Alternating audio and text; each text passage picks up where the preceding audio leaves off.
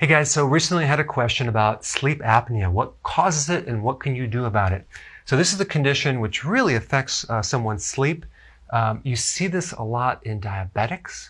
Is there a connection? Yes, there is. So when you have high glucose, high blood sugar, it depletes vitamin B1, that's thiamine. Because vitamin B1 is essential in maintaining normal function of your brainstem, especially the breathing centers, which connect to a nerve called the phrenic nerve, which comes down from the brainstem and goes right to the diaphragm. So the entire diaphragm, the motor control, the function of the movement of the diaphragm is controlled by this one nerve. So if that nerve is cut, you're not going to be able to breathe. So what happens, this part of the nervous system is under what's called autonomic nervous system function. Now, the autonomic nervous system works on automatic, but you can also influence it too. So right now I can stop breathing if I want. And then if I forget to breathe, that autonomic nervous system will kick in there and breathe for me. When I'm sleeping, that system actually breathes for me, so I don't have to think about it. So here's the thing.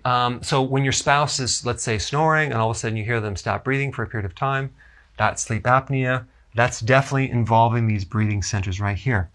So it's really the high sugar, which depletes vitamin B1, which then you lose the function of the breathing centers. I mean, if you take a look at other symptoms of low vitamin B1, you have lactic acidosis. That basically is a situation where your pH becomes slightly more acidic and you'll have problems breathing just from that alone. Or there's another condition called dyspnea, which is basically difficulty breathing. It's related to something called beriberi. What is that? That's a vitamin B1 deficiency. But people could have a moderate or a subclinical deficiency that might not show up on a blood test, but it's just gradually going into a major deficiency. Also, there's another condition called SIDS, sudden infant death syndrome, where this infant just stops breathing for no reason. Well, that also is related to a severe B1 deficiency in an infant, which basically affects the breathing centers. Again, a lot of this information you can find when you study beriberi, or look at the relationship between vitamin B1 deficiency and SIDS. You'll find a lot of interesting research.